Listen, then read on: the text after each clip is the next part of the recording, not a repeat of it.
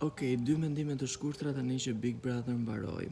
Duke parë lojën e Gjestit, në Big Brother mendoj që në kohët e fundit, domethënë në këto ditët e fundit, loja e tij ka filluar të zbejë aq më tepër në momentin që Egli u rikthye dhe munduar që gjatë gjithë kohës ta sulmonte dhe të bënte një lojë pra për të fuqizuar veten e vet, edhe Gjesti po dilte pak a shumë se ai djali që po